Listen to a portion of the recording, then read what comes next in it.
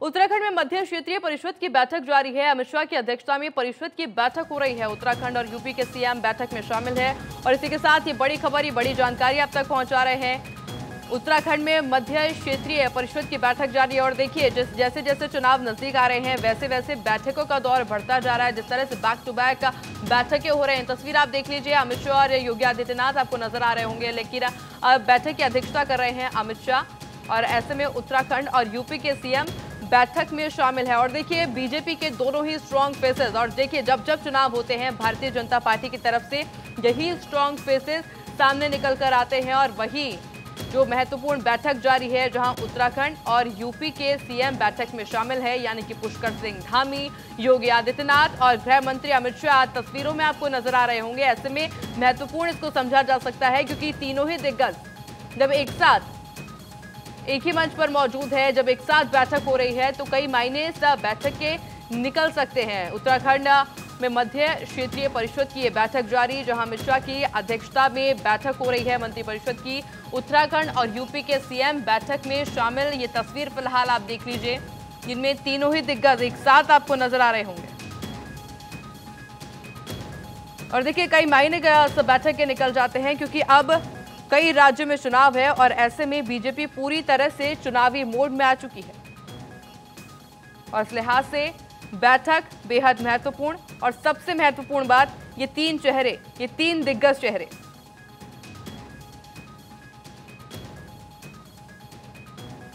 जिसमें पुष्कर सिंह धामी, योगी आदित्यनाथ और तमाम प्रशासनिक अधिकारियों की मौजूदगी है। ये तस्वीर है उसी बैठक की जहां पे तीनों दिग्गजों के साथ में अमित शाह जो कि अध्यक्षता करते नजर आ रहे हैं। और कई देखिए महत्वपूर्ण बिंदु होने वाले हैं, कई महत्वपूर्ण मुद्दे होने वाले हैं जब इसमें चर्चा होगी। और देखिए आगे की रणनीति पर भी चर्चा होगी। स्टार फेसेस हैं ये बीजेपी के, बात चाहे फिर वो मुख्यमंत्री योगी आदित्यनाथ की हो या फिर पुष्कर सिंह धामी की।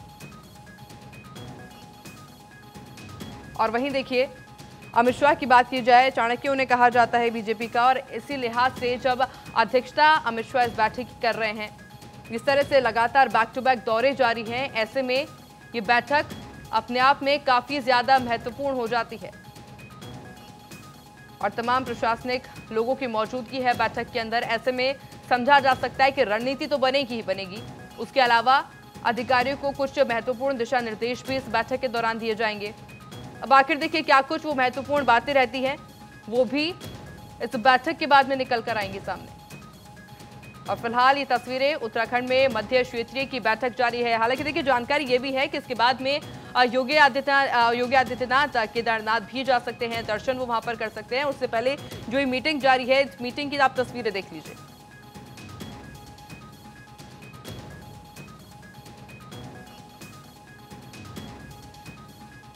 और इसी खबर पर अधिक जानकारी के लिए हमारे साथ सहयोगी पवन लाल चंद भी जुड़ चुके हैं। पवन, क्या कुछ जानकारी मिल पा रही है अभी बैठक को लेकर? देखिए आयुष, केंद्रीय गृह मंत्री अमित शाह उत्तराखंड में पहुंच चुके हैं, नरेंद्रनगर में पहुंच चुके हैं। ये जो 24वीं मध्य क्षेत्रीय परिषद की बैठक है वो शुरू हो गई, जिसमें केंद्रीय गृह मंत्री अमित शाह की अध्यक्षता में बैठक हो रही, जिसमें उत्तर प्रदेश के मुख्यमंत्री योगी आदित्यनाथ, उत्तराखंड के मुख्यमंत्री पुष्कर सिंह धामी शिरकत कर रहे हैं, जबकि मध्य प्रदेश और छत्तीसगढ़ के मुख्यमंत्री हैं वो वीडियो कॉन्फ्रेंसिंग के माध्यम से जुड़े। इन तमाम चारों राज्यों के मुख्य सचिवों के अलावा दूसरे जो पुलिस महकमे के बड़े अधिकारी हैं वो भी पहुंचे हुए हैं। बड़ा एजेंडा आतंकवाद, लॉ एंड ऑर्डर, नक्सलवाद और उसके अलावा चाहे वो लिंगानुपात का डिफरेंस हो, चाहे आज के जमाने में मॉडर्न टेक्नोलॉजी के साथ किस तरह से पॉलिशिंग को बेहतर किया जाए, इस तरह के 1.5 दर्जन 18 मुद्दों पर इस बैठक में चर्चा होने वाली है। मीडिया को आयुष इस बैठक से दूर रखा है, क्लोज डोर्स के अंदर ये बैठक हो रही है, इसमें मीडिया का कवरेज नहीं है। जी पवन, क्लोज डोर्स के साथ में बैठक हो रही है, मीडिया को प्रवेश नहीं दिया गया है, बट समझा जाएंगे कि क्या कुछ वो चीजें निकल के आएंगे इस बैठक से, क्योंकि अब समझने की बात भी ये है क्योंकि तीन दिग्गज जब बैठक में मौजूद है तो बैठक तो काफी महत्वपूर्ण हो जाती है। एक पॉइंट में आपसे समझना चाहूंगी। देखिए, निश्चित तौर पर बेहद महत्वपूर्ण बैठक। आप जानते हैं कल ही केंद्रीय गृह मंत्री अमित शाह ने जो दिल्ली में बैठक की तो उसमें कहा था कि जो वामपंथी जो अतिवाद है, यानी कि जिसे लेफ्ट एक्सट्रीमिज्म कहते हैं, उसको अगले 1.5 से 2 साल में खत्म कर दिया जाएगा। आप जानते हैं छत्तीसगढ़ के कई जिलों के अंदर नक्सलवाद का असर रहा है। उसके अलावा एक बहुत पहले उत्तराखंड में भी थोड़ा बहुत माओवाद का असर था, लेकिन आज नहीं है। लेकिन नेपाल और चीन की सीमा से उत्तराखंड की सीमाएं लगती है। आप जानते हैं कितना सेंसिटिव है। इस लिहाज से उत्तर प्रदेश की सीमा भी नेपाल से लगती है। उत्तर प्रदेश में किस तरह से लॉ एंड ऑर्डर के हालात योगी आदित्यनाथ के नेतृत्व में संभाले जा रहे हैं, तो लॉ एंड ऑर्डर सबसे बड़ा मसला रहने वाला है। उसके अलावा राज्यों के मसले हैं, उत्तर प्रदेश के मसले योगी आदित्यनाथ रखेंगे। वहां के जो प्रशासनिक अधिकारी हैं वो अपनी बातें रखेंगे। उत्तराखंड के मुख्यमंत्री पुष्कर सिंह धामी की यह डिमांड रही है कि जो कैंपा के थ्रू जो 10% अधिभार राज्य सरकार को देना पड़ता उसको घटा करके 2% किया जाए। उसके अलावा उत्तराखंड के छोटे छोटे और बहुत सारे मसले हैं। उत्तराखंड में जेंडर इक्वालिटी को लेकर क्या कुछ काम हुआ ये राज्य सरकार बताएगी। लॉ एंड ऑर्डर को लेकर के उत्तराखंड में क्या, क्योंकि आप जानते हैं उत्तराखंड एक टूरिज्म स्टेट है, खासतौर पर रिलीजियस टूरिज्म है। करीब 46 से 47 लाख लोग चारधाम यात्रा पर आए हैं और हर साल जब कांवड़ यात्रा होती है 3 से 4 करोड़ टूरिस्ट आते हैं। तो उत्तराखंड सरकार की मांग ये रहती है कि इस नजरिए से उत्तराखंड में 7 से 8 करोड़ लोगों का हर साल फुटफॉल होता है। उस नजरिए से भारत सरकार से पुलिसिंग को लेकर के, लॉ एंड ऑर्डर को लेकर के एडिशनल सपोर्ट भी मिले। तो बहुत सारे मसले केंद्रीय गृह मंत्री के सामने रखे जाने और केंद्रीय गृह मंत्री भी किस तरह से भारत सरकार राज्यों में कानून व्यवस्था को लेकर के, आतंकवाद को लेकर के और जो वामपंथी आतंकवाद जिसे कहा जाता है, नक्सलवाद कहा जाता है, इन मसलों पर किस तरह से पुलिसिंग को लेकर के जो दिशा निर्देश है वो केंद्रीय गृह मंत्री देने वाले। एक छोटी सी बात और मैं आपको आयुषी बताना चाहूंगा। आज ही उत्तराखंड के अंदर 49वीं जो अखिल भारतीय पुलिस साइंस कांग्रेस जो है वो भी शुरू हो रखी है, जिसमें करीब 4 बजे केंद्रीय गृह मंत्री अमित शाह पहुंचेंगे, उसका शुभारंभ करेंगे। तो ये दूसरा बड़ा एजेंडा केंद्रीय गृह मंत्री का उत्तराखंड दौरे का रहने वाला है। उसके अलावा शाम को 6:30 बजे के आसपास वो बीजेपी दफ्तर भी जा सकते हैं, जहां पार्टी के नेताओं से मुलाकात कर सकते हैं। और छोटी जानकारी आयुष ये भी देना चाहेंगे, उत्तर प्रदेश के मुख्यमंत्री योगी आदित्यनाथ ये जो मध्य क्षेत्रीय परिषद की बैठक खत्म होने के बाद 2:30 बजे केदारनाथ धाम जाएंगे, बाबा केदारनाथ के दर्शन करेंगे, रात्रि विश्राम वहीं करेंगे और कल सुबह वो बद्रीनाथ धाम भी जाएंगे, भगवान बद्री विशाल के दर्शन करके फिर वो लखनऊ लौटेंगे। जी आयुषी। बिल्कुल पवन, देखिए ये कुछ पॉइंट्स हो गए जिसके ऊपर चर्चा होनी है आज और इनके पॉइंट्स के बाद समझा जाएगा कि गृह मंत्री अमित शाह जो कि वहां पे मौजूद है, कौन कौन सी चीजें मसले उनके सामने रखे जाते हैं। अभी आप जैसे पवन जानकारी भी दे रहे थे कि योगी आदित्यनाथ केदारनाथ जा सकते हैं, क्या उनके साथ में मुख्यमंत्री के भी जाने का कार्यक्रम है?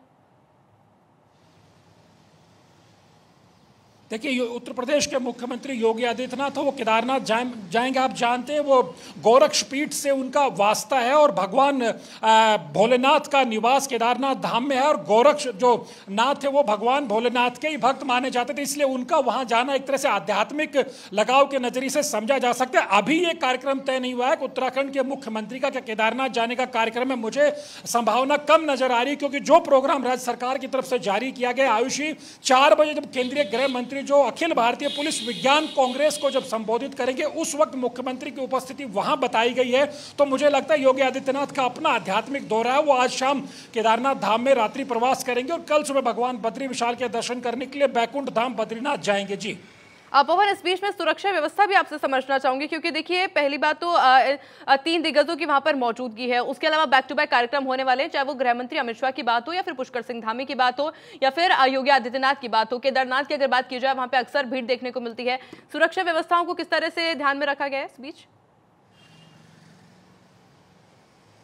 देखिए आयुष, बेहद चाक शोभन सुरक्षा के इंतजाम की अंदाज आप इसी बात से लगा सकते हैं। कल 3 बजे उत्तर प्रदेश के मुख्यमंत्री योगी आदित्यनाथ को जीटीसी हेलीपैड पे आना था। पूरा एक तरह से एरिया को जीरो जोन बनाया गया था। मीडिया हो या पार्टी के बहुत चुनिंदा कार्यकर्ताओं को योगी आदित्यनाथ का स्वागत करने के लिए जाने दिया गया था। आज जहां तक केंद्रीय गृह मंत्री अमित शाह के दौरे को लेकर सुरक्षा के इंतजाम की बात हो, देखिए पहले ही कहा जा रहा था कि वो जौलीग्रांट पहुंचेंगे, लेकिन बाद में हुआ कि वो सीधे एक तरह से नरेंद्र नगर पहुंचे, वहीं पर उनका चॉपर ने लैंड किया और वहां से सीधे मीटिंग में पहुंचे। वो एक सेक्लूडेड एरिया में जो होटल है, 5 स्टार होटल है, वहां वो बैठक चल रही, वहां मीडिया और किसी का कवरेज भी नहीं है। जहां तक सुरक्षा के देहरादून शहर के इंतजाम, आज तमाम स्कूलों को 12 बजे 12:15 बजे के आसपास बंद कर दिया जाएगा, क्योंकि दोपहर में बहुत ज्यादा रश होता है देहरादून की सड़कों में। स्कूलों के बच्चों की छुट्टी होती है, तो तमाम स्कूलों को दोपहर 12 बजे के आसपास बंद रखने के लिए बोला गया है। ज्यादातर स्कूलों की छुट्टी 12:15 बजे और 12 बजे 12:15 बजे तक हो जाएगी, ताकि जब दोपहर बाद अमित शाह नरेंद्र नगर से देहरादून की तरफ तरफ आए कांग्रेस पुलिस कांग्रेस बैठक में शिरकत करने के लिए, तब एक तरह से चप्पे चप्पे पर पुलिस की नजर रहेगी और रास्ते खाली रहेंगे। जी आयुष, बिल्कुल पवन, मीटिंग को लेकर और दौरे को लेकर लगातार जानकारी अपडेट आपसे लेते रहेंगे। फिलहाल के लिए बहुत बहुत शुक्रिया।